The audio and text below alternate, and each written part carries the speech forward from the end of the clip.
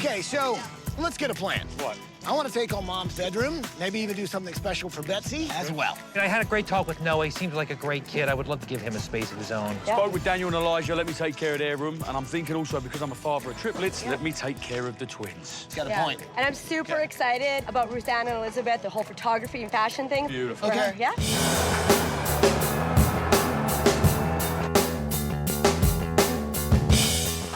Okay, gang, 4 of the kids were living in a trailer half the size of this area. Now take a good look at the size of this house. It goes right the way back into the backyard where the kids were sleeping in tents. The great thing about this area here, we're above the garage, is Sophie's bedroom. But when she's not here and she's at college, Mum and the family can rent the room out for a little extra income. This is a nice touch. All right, Noah, man of the house, 19 years old, very manly. We're giving him his man cave downstairs. Noah really is all about the outdoors. He loves camping, climbing, mountaineering, everything that the outdoors has to offer. So we're going to try to give him a little bit of that outdoors in his man cave. Oh, but we want to go horizontal, right? Because it's going to be, hopefully, for a headboard.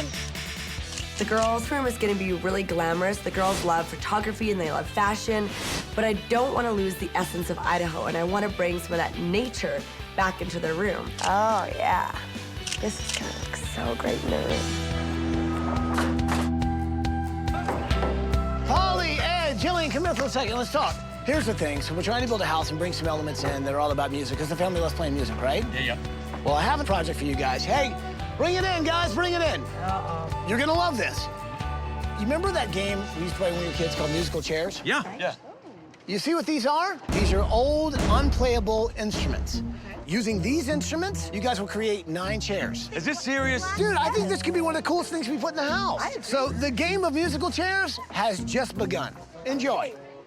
Thanks. I like a challenge as much as the next man, and Ty knows that. Then when I saw these instruments, they're all battered and dented and scraped.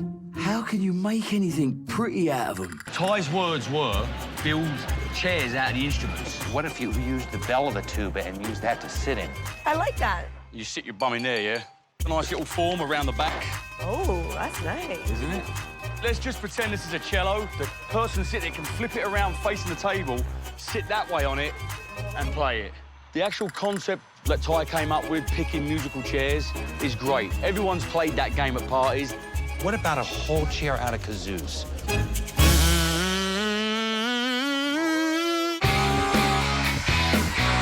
I want you to kind of get the feel of what it could be like on the nightstands. We're gonna have to raise this up and maybe do a double door on this, because I want the footboard to be a little bit smaller, but the trick here is I want you to be able to pull it out and have a secret little thing when you pull it out. Little Betsy's bed's gonna be underneath there. This week, my project is Jane's bedroom, and I know that she loves a lot of the architectural elements of her old home. And so I took a lot of the old doors, a lot of the old windows, and I'm creating a bed for her out of the old doors, stripping down the paint, giving it that sort of rustic feel. But I'm also gonna try and do something special for Betsy as well. And then the footboard will be lower, so you can slide it under, and it won't be a problem. This is going to be the bed for Daniel. He loves engineering, and this he's going to actually get a kick out of. It is a massive structure, and if you look down, you can see the sheer scope of it. The great thing is, it's going to be a whacking 7 feet off the floor. The only concern I've got is it going to go through that window on that porch. What I wanted to hear was definitely, Ed, it's going to fit. Bill, Boris, yes, another patient. All right. All right. In your foundation, the Amati Foundation, you find instruments for young kids. We do. We are always focused on finding great instruments for great young players. A moment of truth here. Smell.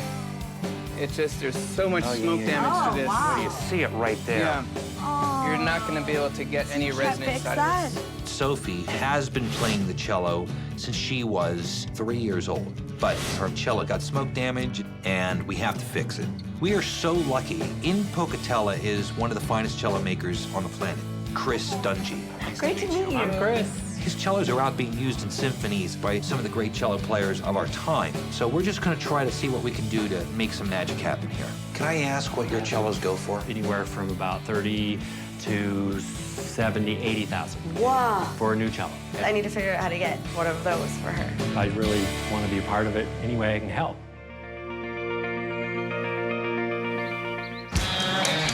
This would be great for the headboards. You want to do that one for Elizabeth? Yeah, Elizabeth, I think that's perfect. Guys, welcome to the man cave. Imagine a garage door that opens to kind of this secret room over here. One of the coolest things we have going in is gonna go right here. And I'm not gonna tell you what it is. We've got the feet off the old piano, we've got the upstand off the old piano. I've already started half lapping out for the new seat that's gonna go in there like yonder. I think Polly's taking care of the practical part of this challenge. I've got the decor part of this challenge. So basically, we're gonna have 4 of these chairs. One of them's gonna have piano keys on the seat, and the other ones are just gonna be lined with piano keys on the back. I think it looks pretty sharp. The thing about Jane is I think words of inspiration really mean a lot to her. And so that gave me the idea, maybe I could get the kids to write some really meaningful words that she could cherish forever and maybe put those on her wall. Everybody needs to write a note to her, okay? She's heroic. She's strong, courageous. Brave. That's a good one. Hearing that my mom had cancer was one of the hardest things that I've gone through. It was devastating. I didn't know what tomorrow was going to be like or the next day, and I wouldn't be where I'm at right now without my mom. Oh, I love her more than the whole world. She really does pull us together. I couldn't imagine life without her. I love you. Love Izzy. That's so sweet. She's gonna love that.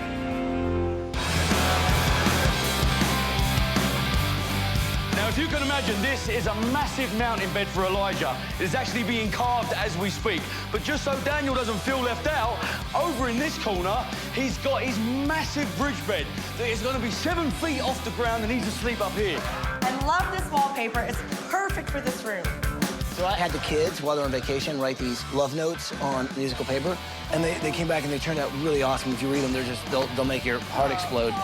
But the idea is I'm gonna actually try and put these guys behind the glass, and then I'll do sort of painting on top of that. I really wanted to give Jane something meaningful. Now I've taken the sheet music, and I'm using it with the windows. Jane has such a positive outlook on life. I think windows represent her looking out into the future, and that's what this week is all about.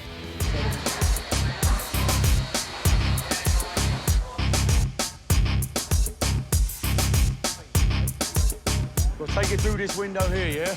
We need to see if it will go down first.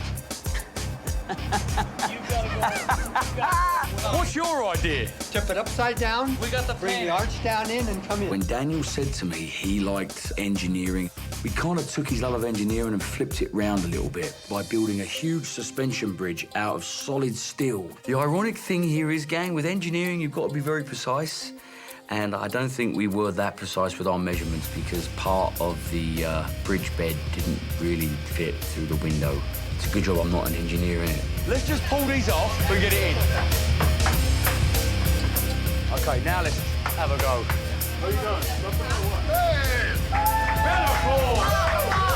The great thing about this family is we could have given them 4 walls and a roof and just empty rooms and they would have been happy. With all the work that our volunteers and us guys did this week, you can't help but just be in awe. This house came together beautifully.